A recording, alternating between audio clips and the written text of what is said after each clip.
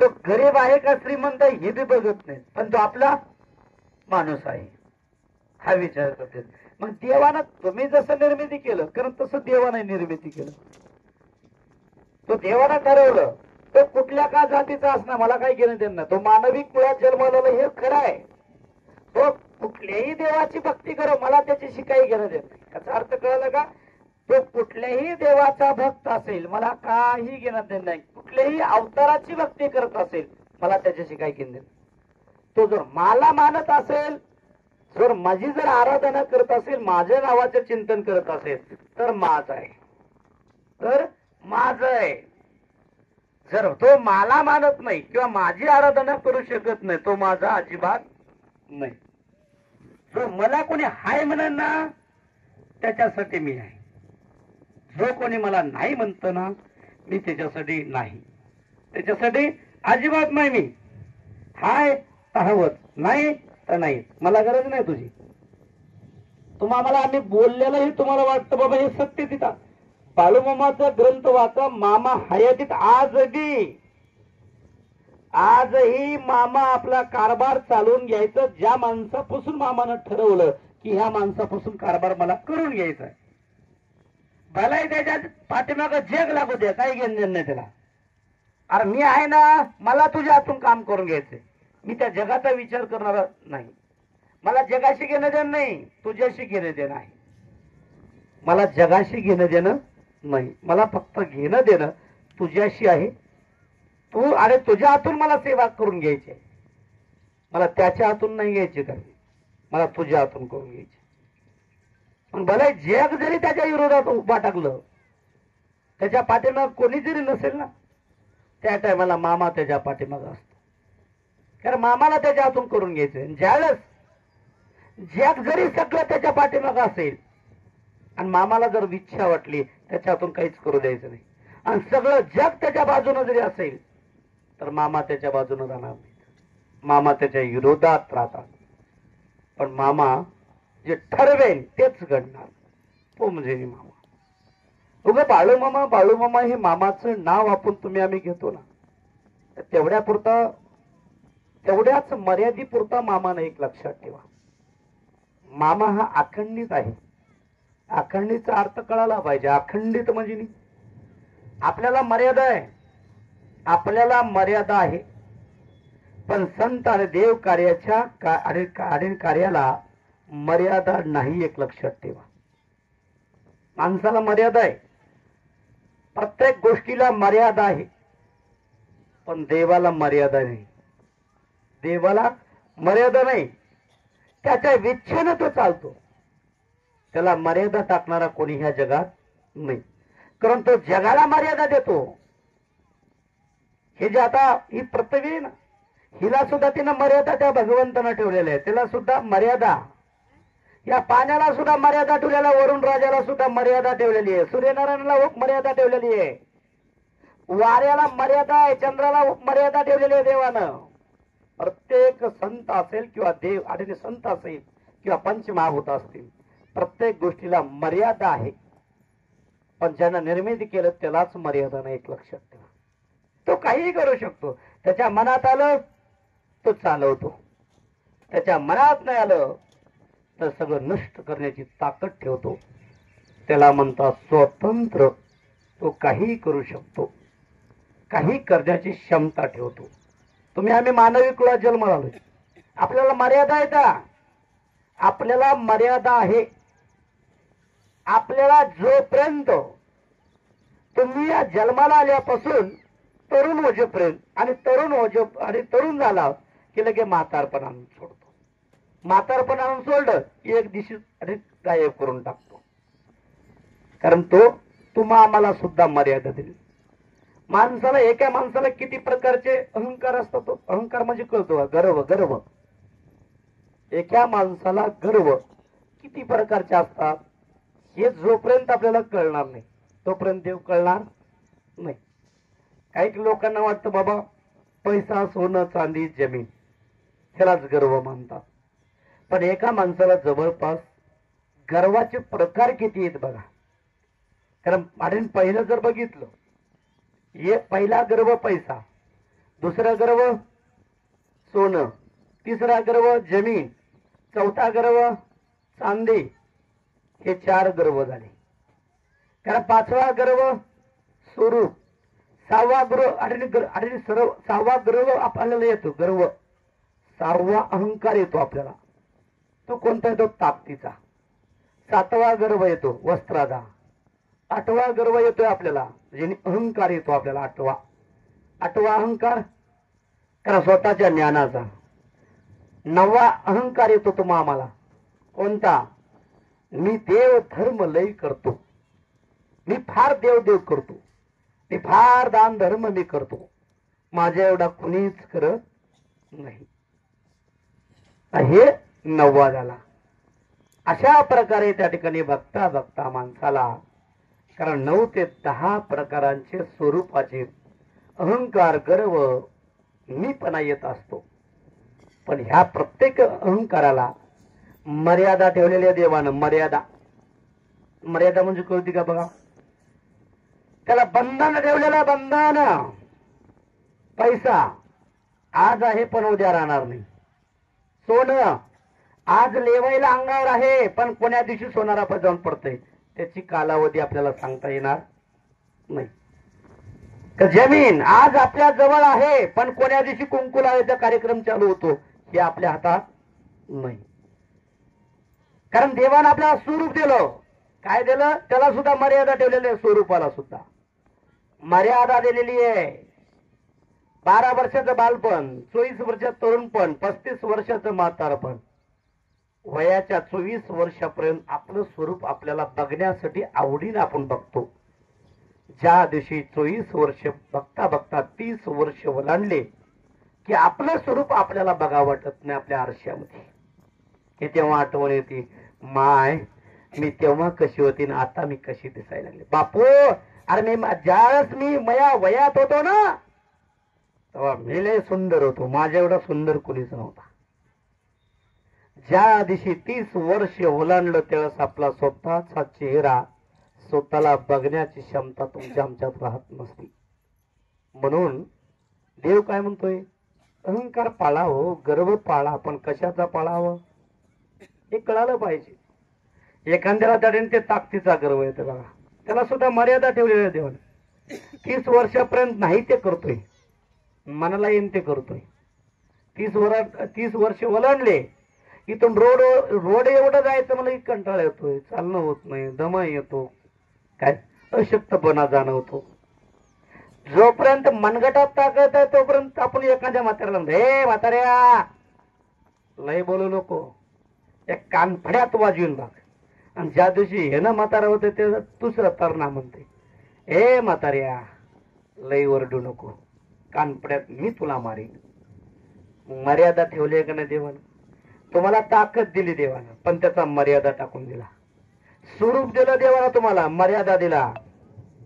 पैसा दिला पण मर्यादा टाकून दिली. सोनं दिलं पण मर्यादा.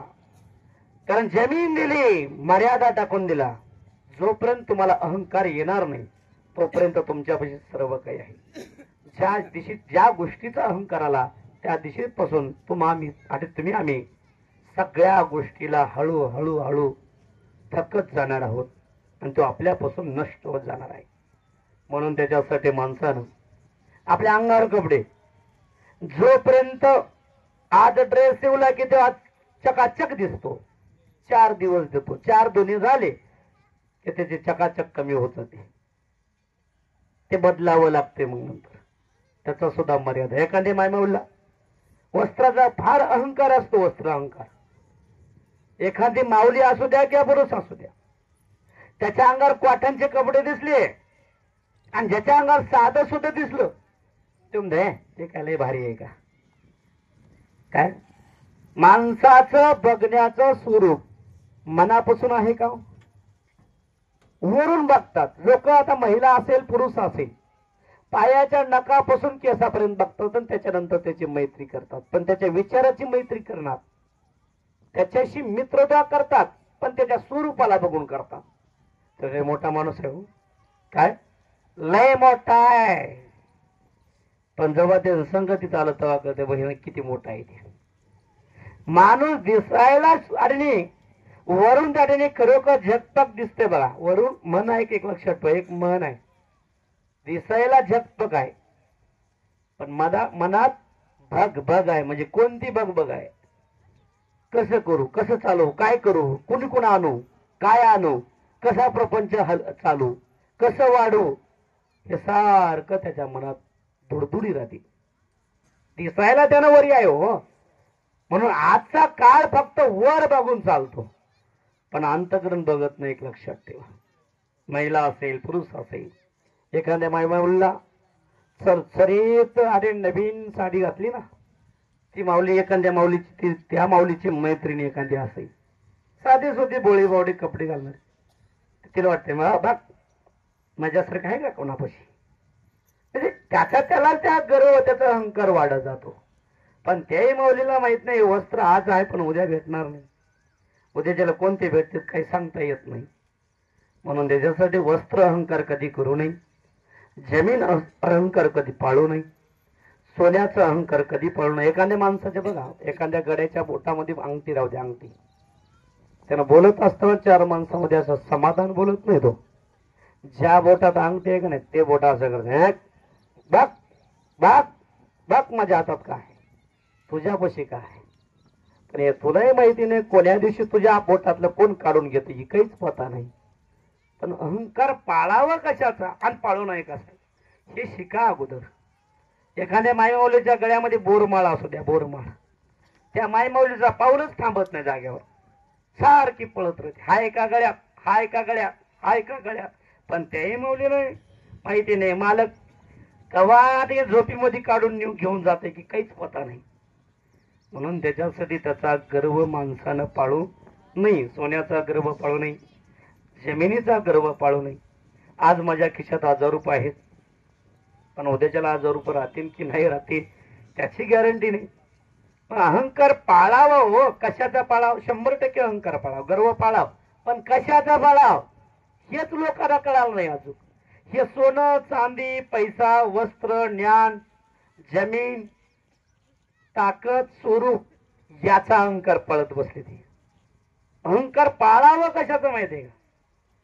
ज्यानं मला जन्माला आणलं, या पृथ्वी तलावर ज्यानं मला जन्माला आणलं त्यानं मला एवढी बुद्धी दिली, त्यानं मला एवढं स्वरूप दिलं, एवढं माझ्या शरीरामध्ये बळ दिलं, सर्व काही घडवण्याचं ज्यानं मला काम केलं तो किती फार चाणक्य असेल, तो किती फार हुशार असेल, तो किती विराट स्वरूपात असेल, तो किती विराट बळ असेल त्याच्या अंगामध्ये, त्याचा आपण अहंकार पाळला पाहिजे. कोणाचा? ज्यानं आपल्याला ह्या सृष्टीमध्ये जन्माला आणण्याचं काम केलं त्याचा अहंकार पाळला पाहिजे. कोणाचा? देवाचा अहंकार पाळला पाहिजे. की ज्यानं मला जन्माला आणलं त्याच्यासाठी मी काय करतोय, मी काय करायला पाहिजे हे विचार केला पाहिजे. तुम्ही आम्ही फक्त पैसा सोनं चांदी वस्त्र ज्ञान जमीन हे सगळं जमा करण्याच्या मागे लागला. हे जमा केल्यानं कुठं तुमचा आमचा उद्धार होईल का हो? पैसा तो देणाराही तोच आहे, पैसा न तुमच्यापाशी येऊ देणारा कोण आहे? तोच आहे. ह्याच्यासाठी तुम्ही आम्ही जागा झालं पाहिजे. कारण तुम्ही आम्ही त्या गोष्टीवर आपण नियंत्रण ठेवलं पाहिजे आणि सगळ्या गोष्टीमध्ये आपण परिपूर्ण होऊन त्या ज्या ज्या भगवंतानं आपलं दिलं त्याच्या माध्यमातून आपल्या जीवनाचा उद्धार करून घ्यावा. कशासाठी? उद्धार करून घेण्यासाठी आपला जन्म आहे. पण आपल्याला उद्धारच करून घ्यायचं नाही ना. उद्धार करून घ्यायचं का आपल्याला? उद्धारच नाही करून घ्यायचं. उद्धार म्हणजे कळतं का? उद्धार फुकट होतो का? आता तो काही लोकांना वाटतं आता मी जन्माला आलो नंतर मी आज जन्माला येणार हाव, आल्याच्या नंतर मीच परत जन्माला आलं की परत असंच करायचंय आपल्याला. अरे परत आहे रे बाबा तुला असं करायचं, पण तू परत मानवी कुळात जन्माला यायची म्हणून ह्याची गॅरंटी तुझ्याजवळ आहे का? आणि आपण दुकानावर गेले की एखादी माऊली, कारण माऊली असू द्या पुरुष असू द्या, एखाद्या दुकानावर गेलं कारण त्या दुकानदारला विचारतात माय मला सांगा मी हे सँडल घेते पण गॅरंटी आहे का? पुरुष म्हणतोय हा मी बूट घेतो पण ह्याची गॅरंटी किती दिवसाची आहे? आता मला सांगा, जी वस्तू तुम्ही बनवू शकता त्याची गॅरंटी तुम्हाला घेता आणि भेटत नाही, तर तुमच्या आमच्या जीवनाची गॅरंटी आपल्याला देता येईल का? तुमच्या आमच्या जीवनाची गॅरंटी आहे का आपल्याजवळ, की आपण किती दिवस राहणार आणि कधी जाणार आहोत? अहो, आज बाळूमापाशी आला बरोबर आहे, पण उद्याचा सूर्य आपल्यापाशी निघतोय का नाही निघतोय, काय आहे का गॅरंटी? एका दिवसाची गॅरंटी नाही आपल्याकडे, एक दिवसाची. तुम्ही आम्ही एवढा अहंकार पाळायचा कशासाठी? काय म्हणून पाळायचा? अहंकार पाळा हो, गर्व पाळा, पण का पाळावं, कशासाठी पाळावं? आज मला त्या ठिकाणी मला सांगा, आज बाळूमामाची पालखी आपल्या गाव मिरवणूक आहे. अनेक लोकांना वाटलं आज लग्न आहे, आणि आज लग्न आहेत रे, तो जिवंत आहेस तर इथून पुढे लग्न तुला बक्कळ भेटतील, आणि गेल्याच्या नंतर लग्न कुठून भेटणार आहे तुला? मग त्याच्यासाठी आपलं जीवन वाढवण्यासाठी, आपलं आयुष्य वाढवण्यासाठी कोणापाशी जावं लागेल? कोणाच्या संगतीत जावं लागणार आहे? लग्नाच्या संगतीने कुठं आपलं आयुष्य वाढन का? लग्न कार्याच्या माध्यमातून आपलं आयुष्य वाढू शकतं का? आपलं आयुष्य वाढवण्याचे सामर्थ्य कोणाचं आहे? देवापासून. देवाशिवाय आपलं आयुष्य आणि आपलं जीवन वाढवणारा तोच आहे, कमी करणारा तोच आहे, जन्माला आणणारा तोच आहे, मेल्याच्या नंतर कुठं न्यायचं ठरवणारा कोण आहे? तोच आहे. पण कशाला बिनकामी तुम्ही आम्ही उगं बिनकामी कुरगुडे करत बसायचं? कुरगुड्या करण्यात काय फायदा असेल तर करा ना, कुरगुड्या 100% करा. कुरगुड्या करू नका असं नाही, 100% कुरगुड्या करा, पण त्याच्यापासून काहीतरी आपला लाभ होत असेल तर करा. मरण्याच्या अगोदर माणसं म्हणतात हा हे काय बरोबर नाही, आणि मेल्याच्या नंतर म्हणतात हा लय माणूस चांगला होतो माया. जवानपणी मेला हो, चांगला होतो. अहो, एक लक्षात ठेवा, लग्न झाल्याच्या नंतर काही जणांना लग्न झाल्याच्या नंतर हळद अंगाची पूर्ण जाण्याच्या अगोदर स्वर्गवास जावं लागले, मेले. काही जण त्या ठिकाणी जन्माला आले की एक दिवसाचा सूर्य बघायला की त्या ठिकाणी गेलेले.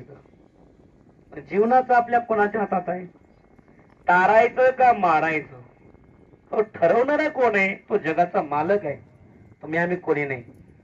तुम्ही आम्ही फक्त भगवंताची आराधना करणे, त्याचं नामचिंतन करणे, त्याच्या माध्यमातून आपल्या जीवनाचा उद्धार करून घेणे हे आपलं कार्य आहे. म्हणून त्याच्यासाठी आज पैसा, सोनं, चांदी, जमीन, वस्त्र, स्वरूप, ज्ञान, कारण हे जे आपल्याला आहे ना ताकद, याच्यापेक्षा सगळ्यात महत्व आपण कशाला दिलं पाहिजे? ते देवाला दिलं पाहिजे.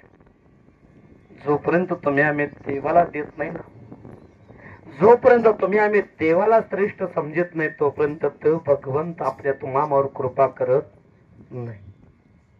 अहो, सगळी सृष्टी चालवणारा तो आहे. तुम्ही आम्ही एवढं बांध आणि एवढाले गठोडे बांधू ठेवण्याचा प्रयत्न करतो.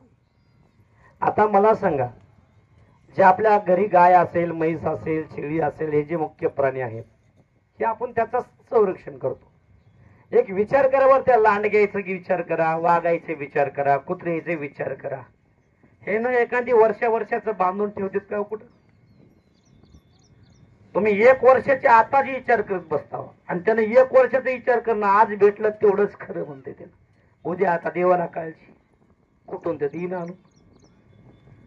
पण तुम्हाला वर्षाचं बांधून कुठं अरे राहत आहे, पिढीचं बांधून ठेवा वाटते, पण तुम्हालाही माहित नाही अरे पुढची येणारी पिढी आपल्या घरात जी आहे, अरे ती पिढी आपल्याला सांभाळते का नाही सांभाळते त्याची गॅरंटी नाही.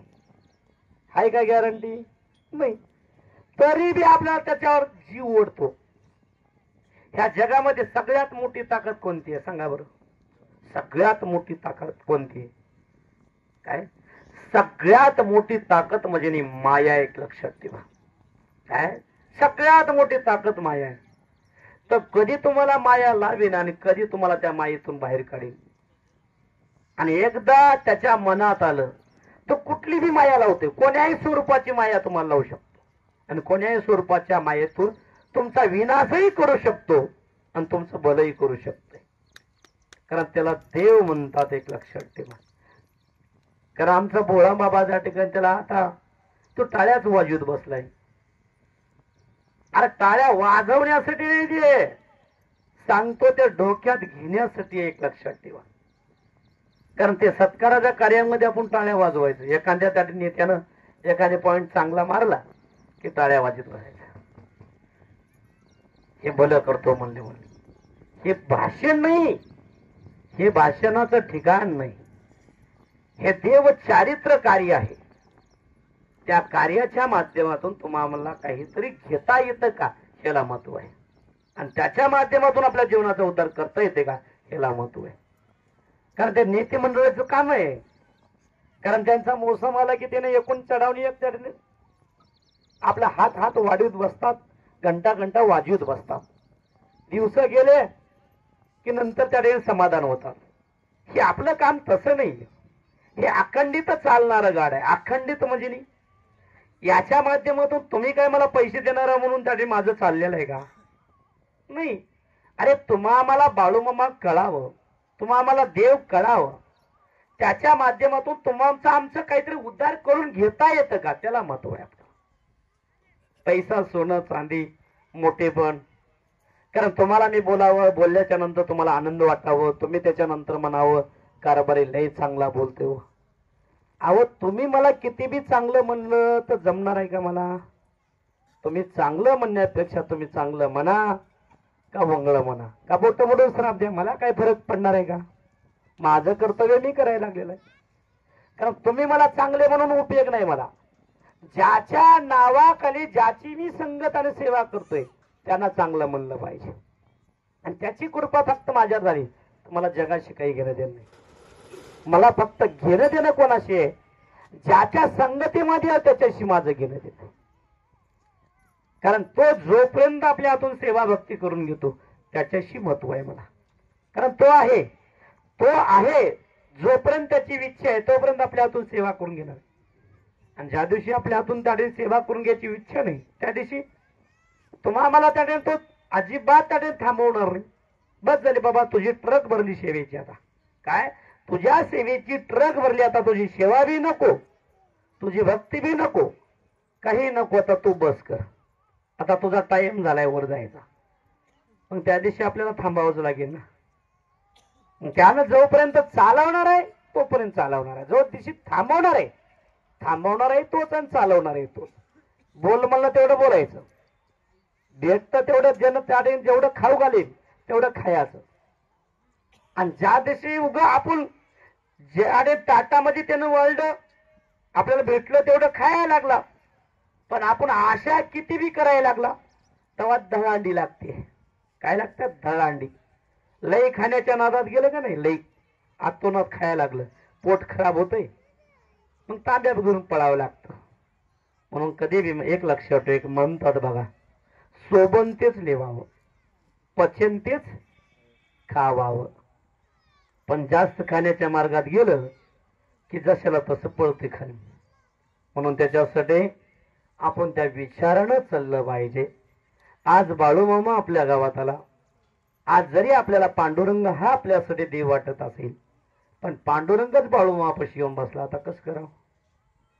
तुम्ही आम्ही पांडुरंग पांडुरंग म्हणत बसला, बरोबर आहे, पण पांडुरंग मामाच्या सोबत येऊन बसलाय. आता कसं करावं? पांडुरंग मामापाशी येऊन बसला, महादेव बाळूमामापाशी येऊन बसला, आता बस जावा कुठं आपण? पांडुरंग मी म्हणायला लागला, अरे बाळूमामाच्या कार्याचा अर्थ बाळूमामाचं नाव घे. तिथं आहो मी, इथं नाही. आता कुठं आहो? तिथं आहे, इथं नाही बाबा. मग त्याच्यासाठी आपल्याला ज्याच्या माध्यमातून प्राप्ती होणार आहे त्याची संगत आणि सेवा भक्ती केली पाहिजे, हे आपल्याला कळालं पाहिजे. मला सांगा, मामा काय सांगायचे? अरे बाबा माळ घालावं, पण माळ घालण्याच्या अगोदर मनाची माळ मोठी करावं. आता मला सांगा, मी माळ घातली पण माझं मनच मोठं नाही, त्या माळीला महत्व आहे का? 2 जीवावर घातल्या माळ, 2 जीवावर आहे. लोक म्हणले म्हणून मी माळ गळ्यात अडकली. काही साडीने काही जण तर असे कार्य करते, गळ्यात माळण वरून त्या ठिकाणी बाटल्याचे ढकणं खोडत बसलेत, ढकणं काढीत बसलेत. पण त्याला तर माहिती पाहिजे. तर त्याला विचारलं, अरे गळ्यात माळ आहे रे, दारू पिऊ नये. काय होत आहे? मांसाहार खायचं नाही फक्त. मटणासाठी मी माळ घातली आहे, दारूसाठी माळ घातलेली नाही. मग काय उपयोग आहे माळ घालून? माळीचे तत्व पाळले पाहिजे, त्या नियमाप्रमाणे चाललं पाहिजे. अरे बाबा, मी लिंगायत धर्मामध्ये बी जन्माला आलो हे खरं आहे. काय पाहिजे? आरती काय झालंय? काय जायचंय लग्नाला? लग्नाला मग त्या आरतीवाल्या मावलीला पुढे येऊन बसा म्हणा की, पुढे या की म्हणावं त्याला. मग त्याला तेवढ्या लांब कोण बसा म्हणून सांगितलं? काय जायचं लग्नाला? लग्नाला कोणाकोणा जायचं हातावधी करा बाबा पटपट. चला गाड्या उभा टाकल्या म्हणून दुकानदार कुठे जायचं लग्नाला? चला आम्ही बी येतो लग्नाला. तर त्याच्यासाठी कारण कसं आहे माहितीये का, प्रत्येक माणसाला वाटतं की सगळं गेलं की व्हावं, पटदिशा झालं पाहिजे.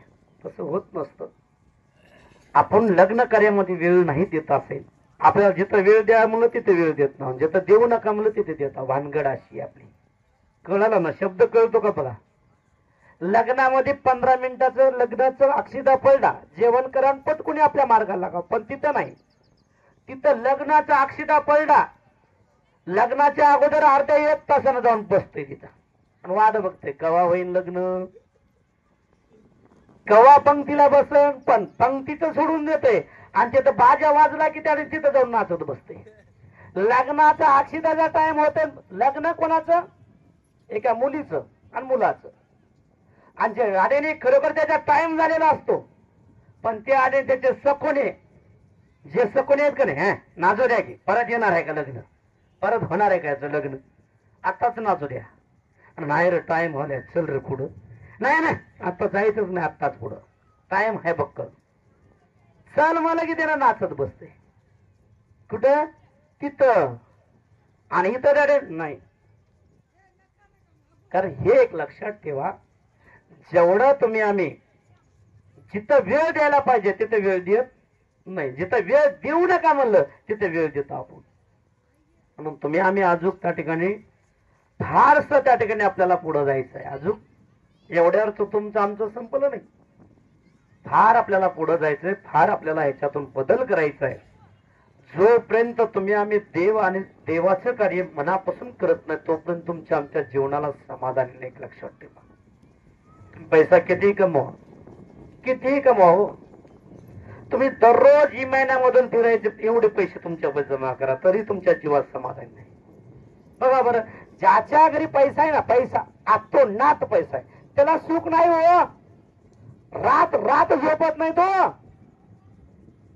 रात्री त्याने संध्याकाळी 12 वाजेतो जागत असते आणि पहाटे पहाटे उठलं 5च्या अगोदर पळतच बसते. 5 वाजता पळावं लागते, 12 वाजेतो जाग राहावं लागते. म्हणजे ही अवस्था या जगामध्ये. कारण एक लक्षात ठेवा, सगळ्यात समाधान कोण आहे माहितीये का? सगळ्यात समाधान ज्याला गुंटाभर रान नाही बिचारायला, ज्याला गुंटाभर रान नाही, ज्याला बसायला घर नाही, तो समाधान आहे. तुमचं कस काय समाधान? त्याला त्या ठिकाणी कुठलं काय होईना त्यानं 1 दिवस काम करतं, आपली भाकर तयार करतो सुखरूप, संध्याकाळी 7-8 आधी 7 वाजता जेवतो, 6 वाजता उठतो.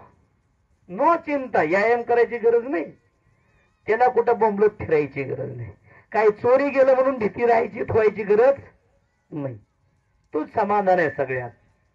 काय सगळ्यात समाधान आहे तू. त्याला 1 दिवस काम केलं की 500 रुपयाची नोट घरात येणे, चिंता करायची काय गरज आहे? 8 दिवसामधून 4 दिवस जरी काम केलं तरी आपला चूल चालायला लागली आहे त्याची. सगळं त्याला जे पाहिजे ते भेटायला लागलेलं. मग काय करता? तुमच्या आमच्यापाशी सगळं राहून, तुमच्या आमच्यापाशी सगळं राहून तुम्हाला त्या ठिकाणी हॉस्पिटललाच पैसे पूर्ण झालेत. कस करावं सांगा आता? आपलं हॉस्पिटल हे आपलं जीवन झालेलं आहे. आणि ज्याच्यापाशी गुंटाभर नाही, ज्याला राहायला घर नाही, त्याला हॉस्पिटल जायची गरज पडत नाही. कारण त्याला त्याच्या मर्यादेपुरतं त्याला भेटायला लागलं, त्याचा प्रपंच चालायला लागला, त्याचं जीवन चालायला लागलेलं आहे. पण तुम्हाला देवानं सगळं देऊन सुद्धा आपल्याला समाधानी नाही. याचा विचार केला पाहिजे. की आपल्याला समाधानी कुठं आहे? जोपर्यंत आपण देवाच्या संगतीत परिपूर्ण जात नाही तोपर्यंत आपल्याला सुख समाधानी नाही, एक लक्षात ठेवा. म्हणून त्याच्यासाठी माझ्यापाशी पैसा आहे, मला कपडे घालायला वस्त्र आहे, माझ्यापाशी फिरायला गाडी आहे, सगळं आहे म्हणून मला सुख आहे, असं हे दिसण्यासाठी सुख आहे, मनापासून सुख नाही, एक लक्षात ठेवा. म्हणून त्याच्यासाठी सेवा भक्ती करा, मनापासून करा, भक्तिभावानं करा, नीतिमतीनं करा. तुम्ही आम्ही बाळूमापाशी आलोय मामाची सेवा संगत करण्यासाठी. याचा अर्थ माझ्या बंधनानुसार बाळूमामाचा लाव अजिबात नाही. आतापर्यंत बाळूमामा ज्या घरात जन्माला त्याच्या बंधनात चालला नाही मामा, तुमच्या आमच्या बंधनात चालेल का? अरे त्याला जेव्हा आरती करून घ्यायची तेव्हा करूनच घेणार आहे तो. आणि जेव्हा आरती करून घ्यायची इच्छा नाही तेव्हा करून घेणार नाही तो. त्याच्या मनात यावं लागतं सगळ्या गोष्टी. ज्या वेळेस त्याची इच्छा झाली तो स्वतः निर्णय घेतो. कारण आज बाळूमामाच्या 18-19 पालखी सोहळे चालतात. जिथं मामाची पालखी ज्या गावात चालली म्हणजे त्या गावात आमच्या नियमाप्रमाणे तो म्हणतो तुमचे नियम तुमच्यापाशी, माझा नेम माझ्यापाशी, माझ्या नियमाप्रमाणे मी कार्य करणार. तुला आवडलं कर, नाही आवडलं तर नका कर बाबा, मला काही गडबड नाही. मी नियमाप्रमाणे चालणारा देव आहे. माझ्या नियमाप्रमाणे. जगाचा नियम जगापाशी, माझा नियम माझ्यापाशी म्हणतो. कारण ज्याला वेळ आहे तो माझ्या संगतीत येणार आहे. ज्याला माझी आणि संगतीचा वेळ नसेल, जेव्हा तुला वेळ भेटेल बाबा तेव्हा आराधना कर, तेव्हा माझी सेवा भक्ती कर, आनंद आहे म्हणतो तो. काय मला काही गडबड नाही म्हणतो. जगाला गडबड आहे पण मला गडबड नाही म्हणतोय. माझं कर्तव्य आणि कार्य अखंडित चालणार आहे. कारण हे मर्यादित आहे, आज आहे आणि उद्या बंद होणार आहे, हे माझं कार्य नाही म्हणतो. म्हणून त्याच्यासाठी आज आपल्या गावामध्ये मामाची पालखी जवळपास 5-6 दिवस मामाची पालखी थांबली. उद्याच्याला मामाचा मुक्काम आपल्या गावातून लोहगाव या गावात जाणार आहे. कारण त्या गावात मामाची पालखी उद्या सकाळची शेवटची आरती तुमच्या गावात होईल आणि मामा आपल्या गावातून पुढच्या गावात रवाना होतील. दुसरी गोष्ट, आपल्याला जोपर्यंत मामाची सेवा भक्ती अखंडित करता आली तेवढे मनापासून करण्याचा प्रयत्न करा, मनापासून आराधना करण्याचा प्रयत्न करा. कारण मामानं सांगितलेलं आहे, मला कोणी हाय म्हणाल त्याच्यासाठी मी आहे, मला कोणी नाही म्हणाल त्याच्यासाठी मी केव्हाही नाही कधीही नाही म्हणून सांगितलेलं आहे. कारण त्याच्यासाठी आज आपल्याला मामाची पालखी आपल्या गावात आली म्हणून आपल्याला आरती भेटायला लागली. मामाची पालखी उद्याच्याला आपल्या गावातून गेल्याच्यानंतर मी करतो, मी ताटेने मामाची पालखी आपल्या गावातून गेली आणि मी परत बाळूमाला आणतो माझ्या गावात. कारण पैशाची थप्पीवर थप्पी बांधून जरी मामाच्या पुढे बसला आणि मामा तुला परत यावं लागतं तर मामा परत आपल्याला लगेच भेटन का? भेटू शकेन का? का पैशाच्या थप्पीला बघून मामा पळत येईल? अरे पैसा हा देव पैशाला बघून येत नाही, देव सोन्याला बघून येत नाही, देव चांदीला बघून येत नाही, देव तुमच्या आणि जमिनीला बघून येत नाही. देव फक्त तुमच्या हृदयातल्या भाव, भक्ती आणि विश्वासाला बघून तुमच्या आमच्या संगतीत येतो. हे प्रत्येकानं जाणून ठेवायचा प्रयत्न करा. देवाला जर आपल्याशी करायचं असेल ना, देव जर आपल्याशी करायचं असेल तर सोनं चांदी पैसा जमीन वस्त्र याच्या माध्यमातून देव आपला होतो का कधी? असं जर प्रत्येक जर ठिकाणी पैसा सोनं चांदी जमीन वस्त्र ज्ञान याच्या माध्यमातून जर देव आपल्याशी होत असता तर ह्या जगाला बोंब मारत बसायची गरजच लागली नसती. काय गरजच लागली नसती. कारण शनोशेने देव त्याला बघायला भेटला असता. शनोशेने पैशाची थप्पे दाखवले की देव पळत यायला पाहिजे होता. कारण देव पैसा नाही, देव हा फक्त तुमची भाव बघतो, भाव तुमचा भाव बघतो, भक्ती बघतो, विश्वास बघतो, सेवा बघतो, तुमची कसोटी बघतो. त्याच्यानंतर देव प्राप्त होत असतो. फुकट मला देव जर प्रत्येकाला देव पावला असता ना लगे लगे तर त्या ठिकाणी त्या कुंभमेळ्यामध्ये एवढे लोक आलते ना. कारण गाडीने आपल्या बोटाचे नख आडे टूच टूच वाळले होते. कारण त्या पायाचे नख टूच टूच वाळले होते. दाढी दाढी ताडीने खाली लोळत होती. डोक्याच्या जटा लाडीने रोडनं पळत होत्या, खाली लोंबत होत्या. तर त्यांना सुद्धा देव बघायला भेटला नाही. हो तुम्ही आम्ही कोण आहो? त्यांना सुद्धा वेळ आणि प्रसंगानुसार देव बघायला भेटला नाही तर तुम्ही आम्ही कोण आहो? तुम्ही आम्ही एक माध्यम आहोत. तुम्ही आम्ही एक मानवी धर्मात जन्माला आले, मानवी कुळात जन्माला आले, आपण मानवी आहोत, त्याच्या व्यतिरिक्त कोणी नाही, एक लक्षात ठेवा. देवाचं नाही तुमचं नाव, अरे देवाचं आणि आपलं नातं काय, एक लक्षात ठेवा. फक्त सेवक आणि भक्त याच्याशिवाय आपलं तुमचं आमचं त्या देवाशी काही नातं नाही, एक लक्षात ठेवा. नातं गोत गोट आहे आपल्या गावात, ह्या जगामध्ये आपण वावरतो ना, त्या जगामध्ये नातं गोत आहे. पण देवाशी नातं गोत तुमचं असेल, माझं असेल, त्या देवाशी नातं काय, फक्त भक्ती, भाव, भावनिकता, विश्वास, याच्याशिवाय नातं आपलं काही नाही. म्हणून त्याच्यासाठी जागं झालं पाहिजे. त्यासाठी सर्वांना दोन्ही हातांना टाळी वाजून भगवंताच्या नावाची जप करा. कारण त्याने सर्वांना टाळी वाजून भगवंताच्या नावाची जप करा. आजच्या पंक्तीचे अन्नदाते 5 जण आरती करण्यासाठी देवाच्या समोर या. सर्वांना भगवंताचं नाव घेऊन भगवंत